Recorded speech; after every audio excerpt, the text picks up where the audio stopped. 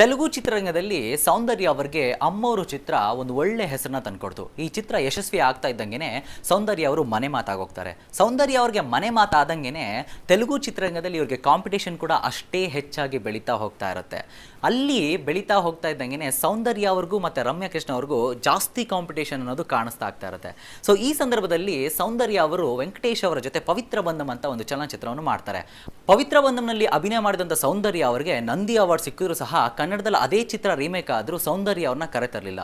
ಅದೇ ಚಿತ್ರಕ್ಕೆ ರಮ್ಯಾ ಕೃಷ್ಣ ಅವ್ರನ್ನ ಹಾಕೊಂಡು ಆ ಫಿಲ್ಮ್ನ ಮಾಡಿದ್ರು. ಹಾಗಾದರೆ ಸೌಂದರ್ಯ ಮತ್ತು ರಮ್ಯಾ ಕೃಷ್ಣ ಅವರ ಕಾಂಪಿಟೇಷನ್ ಹೇಗಿತ್ತು, ಸೌಂದರ್ಯ ಅವರು ಹೇಗೆ ಜನಗಳಲ್ಲಿ ಮನೆ ಮಾತಾಗ್ತಾ ಬಂದರು ಹೇಳ್ತೀವಿ ನಾವು ಈ ಒಂದು ಕಾರ್ಯಕ್ರಮದಲ್ಲಿ. ಸೌಂದರ್ಯ ಅವರಿಗೆ ಮತ್ತೊಮ್ಮೆ ಹುಟ್ಟುಹಬ್ಬದ ಹಾರ್ದಿಕ ಶುಭಾಶಯಗಳನ್ನ ತಿಳಿಸ್ತಾ ಇದ್ದೀವಿ. ಹ್ಯಾಪಿ ಬರ್ಡೇ ಟು ಸೌಂದರ್ಯ. ಸುಮತಿ ಸುಮತಿ ಶ್ರೀಮತಿ ಆರು ಗುಣಗಳೇ ನಿನಗಾರತಿ, ಮನಕ್ಕೆ ಕೊಡತಿ ಮನೆಗೆ ಗರತಿ.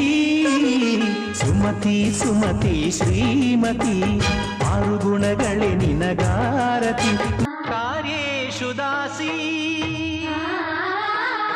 ಕರಣೇಷು ಮಂತ್ರಿ ಭೋಜ್ಯೇಷು ಮಾತಾ ಶಯನೇಷು ರಂಭಾ. అపురూపమైనదమ్మ ఆడ జన్మ, ఆ జన్మకు పరిపూర్ణత ఇల్లాలమ్మ. ಅಮ್ಮವರು ಚಿತ್ರದ ನಂತರ ನಾಗಾರ್ಜುನ ಅಭಿನಯದ ಹಲೋ ಬ್ರದರ್ ಚಿತ್ರದಲ್ಲಿ ರಮ್ಯಕೃಷ್ಣ ಸೌಂದರ್ಯ ಜೊತೆಯಾಗಿ ಅಭಿನಯಿಸುತ್ತಾರೆ. ಅನಂತರ ಅಲ್ಲರಿ ಪ್ರೇಮಿಗಳು, ರಾಜಾಸಿಂಹ ಮುಂತಾದ ಚಿತ್ರಗಳಲ್ಲಿ ಈ ಕಾಂಬಿನೇಷನ್ ಕಂಟಿನ್ಯೂ ಆಗುತ್ತೆ. ಆದರೆ ರಮ್ಯಕೃಷ್ಣ ಅವರಿಗಿಂತ ಗೃಹಿಣಿ ಪಾತ್ರದಲ್ಲಿ ಸೌಂದರ್ಯ ಅವರೇ ಹೆಚ್ಚು ಸೂಕ್ತ ಅನ್ನೋ ಅಭಿಪ್ರಾಯ ಟಾಲಿವುಡ್ನ ಡೈರೆಕ್ಟ್ಗಳಲ್ಲಿ ಮೂಡಿಸಿದ ಕಾರಣ ಚಿರಂಜೀವಿ, ವೆಂಕಟೇಶ್, ರಾಜಶೇಖರ್ ಮುಂತಾದ ಟಾಲಿವುಡ್ ಸ್ಟಾರ್ಗಳ ಜೊತೆ ಕೌಟುಂಬಿಕ ಕಥೆಗಳಲ್ಲಿ ಅಪ್ಪಟ ಗೃಹಿಣಿ ಪಾತ್ರವೆಲ್ಲ ಸೌಂದರ್ಯ ಅವರಿಗೆ ಸಿಗುತ್ತಾ ಹೋಗುತ್ತೆ. ರಮ್ಯಕೃಷ್ಣ ಅವರು ಅವಕಾಶ ವಂಚಿತರಾಗ್ತಾರೆ. ಸೌಂದರ್ಯ ಅವರ ರೂಪ, ಗುಣ, ಡಿಗ್ನಿಫೈಡ್ ಆಗಿ ಡ್ರೆಸ್ ಮಾಡಿಕೊಳ್ಳೋದು ಭಾರತೀಯ ಗೃಹಿಣಿಯರಿಗೆ ಇಂದಿಗೂ ಮಾದರಿಯಾಗಿದೆ.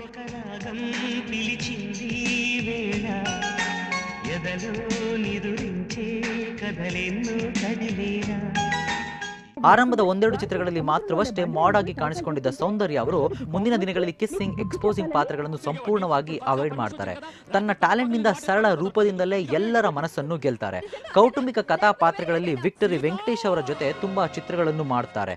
ರಾಜ, ಇಂಟ್ಲೋ ಇಲ್ಲಾಲು, ಒಂಟಿಂಟ್ಲೋ ಪ್ರಿಯರಾಲು ಚಿತ್ರ ಸಾಕಷ್ಟು ಹೆಸರನ್ನ ತಂದುಕೊಟ್ಟಿದೆ. ಇಂಟ್ಲೋ ಇಲ್ಲಾಲು, ಒಂಟಿಂಟ್ಲೋ ಪ್ರಿಯರಾಲು ಚಿತ್ರವನ್ನು ಕನ್ನಡದಲ್ಲಿ ನಾನು ನನ್ನ ಹೆಂಡ್ತೀರು ಎಂದು ರಿಮೇಕ್ ಮಾಡಿದ ರವಿಚಂದ್ರನ್ ಮತ್ತೆ ಸೌಂದರ್ಯರಿಂದ ಅದೇ ಪಾತ್ರವನ್ನು ರಿಪೀಟ್ ಮಾಡಿಸ್ತಾರೆ. ನಾನು ನನ್ನ ಹೆಂಡತಿರು, ನಾನು ನನ್ನ darlings, day and night singings, touchings, ತಲೆ ತಿರುಗಿಂಗ್ಸು, ಪ್ರೇಮ ಸೌಂದರ್ಯ. ನಾವು ನಮ್ಮ ಯಜಮಾನರು, ನಾವು ನಮ್ಮ darling, day and night dancing, touching, ಮೈ ಮರೆತಿಂಗು, ಚಂದ್ರಮ ರಾತ್ರಿ ಹಗಲು ಬೇಕಿರಿಸಿಂಗು. ತೆಲುಗು ಚಿತ್ರರಂಗದಲ್ಲಿ ವರ್ಷಕ್ಕೆ 10 ಚಲನಚಿತ್ರಗಳನ್ನ ಮಾಡ್ತಾ ಇದ್ದಂಥವರು ಸೌಂದರ್ಯ ಅವರು. ಒಮ್ಮೆ ಲೆಕ್ಕಾಚಾರ ಮಾಡಿ ಎಷ್ಟೆಲ್ಲ ಕಲಾವಿದರ ಜೊತೆ ಇವರು ಅಲ್ಲಿ ಅಭಿನಯ ಮಾಡಿದ್ದಾರೆ ಅಂತ. ವರ್ಷಕ್ಕೆ 10 ಚಲನಚಿತ್ರಗಳನ್ನ ಮಾಡೋದು ಅಂತಂದರೆ ಅದು ಸಾಮಾನ್ಯದ ವಿಷಯ ಅಲ್ಲ. ಹಾಗಾದರೆ ಕನ್ನಡ ಚಿತ್ರರಂಗದಲ್ಲಿ ಇವರಿಗೆ ಗ್ರ್ಯಾಂಡ್ ರೀ ಎಂಟ್ರಿನ ಕೊಡಿಸಿದ್ರು ರವಿಚಂದ್ರನ್ ಅವರು. ಹೌದು, ಸಿಪಾಯಿ ಚಲನಚಿತ್ರದ ಮುಖಾಂತರ ಗ್ರ್ಯಾಂಡ್ ರೀ ಎಂಟ್ರಿನ ತಗೊಂಡು ಕನ್ನಡ ಚಿತ್ರರಂಗದಲ್ಲಿ ಮತ್ತಷ್ಟು ಮನೆ ಮಾತಾದ್ರು ಸೌಂದರ್ಯ. ಹಾಗಾದರೆ ಕನ್ನಡ ಚಿತ್ರರಂಗದ ಜರ್ನಿ ಹೇಗೆಲ್ಲ ಶುರುವಾಯಿತು ಸಿಪಾಯಿ ಆದ ನಂತರ ನಾವು ಹೇಳ್ತೀವಿ. ಕನ್ನಡದ ಕಲಾವಿದರು ಪರಭಾಷಾ ಚಿತ್ರಗಳಲ್ಲಿ ಏನೇ ಸಾಧನೆ ಮಾಡಲಿ, ಕನ್ನಡದ ಸೆಳೆತ ಅವರನ್ನು ಬಿಡೋದೇ ಇಲ್ಲ. ಸೌಂದರ್ಯ ಟಾಲಿವುಡ್ನಲ್ಲಿ ನಂಬರ್ 1 ನಟಿಯಾಗಿದ್ದಾಗಲೂ ಸಹ ಕನ್ನಡದ ಮೇಲಿನ ಪ್ರೀತಿಗಾಗಿ ಅನಂತ್ನಾಗ್ ಜೊತೆ ತೂಗುವೆ ಕೃಷ್ಣನ ಅನ್ನೋ ಚಿತ್ರದಲ್ಲಿ ಅಭಿನಯಿಸ್ತಾರೆ. ಇದರಲ್ಲಿ ಅವರದು ಹುಚ್ಚಿ ಪಾತ್ರ. ಈ ಚಿತ್ರದಲ್ಲಿ ಅವರು ಅದ್ಭುತವಾಗಿ ಅಭಿನಯಿಸಿದ್ರು. ಈ ಚಿತ್ರ ನಿರೀಕ್ಷೆಯ ಮಟ್ಟಕ್ಕೆ ಯಶಸ್ವಿ ಆಗಲಿಲ್ಲ. ಆದರೂ ಕನ್ನಡದಲ್ಲಿ ಚಿತ್ರ ಮಾಡಿದ ತೃಪ್ತಿ ಸೌಂದರ್ಯ ಅವರಿಗೆ ತಂದುಕೊಟ್ಟಿತು. ಪುಟ್ಟಂಜ ಸೂಪರ್ ಹಿಟ್ ಆದ ನಂತರ ಕಲಾವಿದ, ಮೊಮ್ಮಗ ಚಿತ್ರಗಳು ನಿರೀಕ್ಷೆಯ ಮಟ್ಟಕ್ಕೆ ಯಶಸ್ವಿ ಆಗದೇ ಇದ್ದುದರಿಂದ ಕ್ರೇಜಿ ಸ್ಟಾರ್ ರವಿಚಂದ್ರನ್ ಅವರು ಮತ್ತೆ ಹಳ್ಳಿ ಸೊಗಡಿನ ಕಥೆಯೊಂದನ್ನು ಆಯ್ಕೆ ಮಾಡಿಕೊಳ್ಳುತ್ತಾರೆ.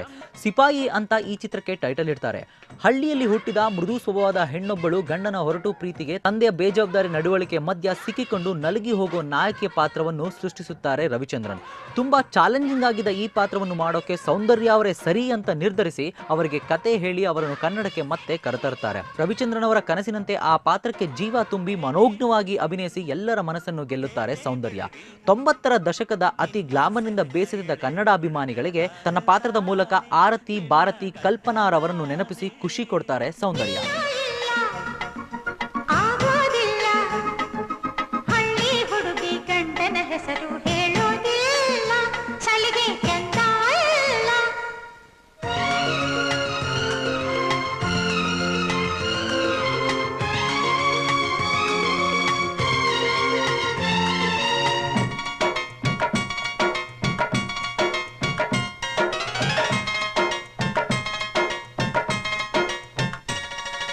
ಜೀವದ ಬೊಂಬೆ ನಾನಮ್ಮ, ಭೀಮನೆಂಬ ಮಣ್ಣು ಬೊಂಬೆ ಯಾಕಮ್ಮ. ಬೊಂಬೆ ಬೇಕು ಪೂಜೆಗೆ, ಪೂಜೆ ಬೇಕು ಮನಸ್ಸಿಗೆ, ಮನಸ್ಸು ಬೇಕು ಪ್ರೀತಿಗೆ, ಪ್ರೀತಿ ಬೇಕು ಹೆಣ್ಣಿಗೆ. ಯಾರಲೇ ನೀನು ಮೆಚ್ಚಿದವನು, ಯಾರಲೇ ತಾಳಿ ಕಟ್ಟುವವನು, ಯಾರಲೇ ನಿನ್ನ ಕಾಡುವವನು, ಯಾರಲೇ ನಿನ್ನ ಕೂಡುವವನು. ಹೇಳೆ ಹುಡುಗಿ ಹೇಳೆ ಬೆಡಗೆ, ನಿನ್ನ ಉಸಿರು ಹೇಳು ಹೆಸರು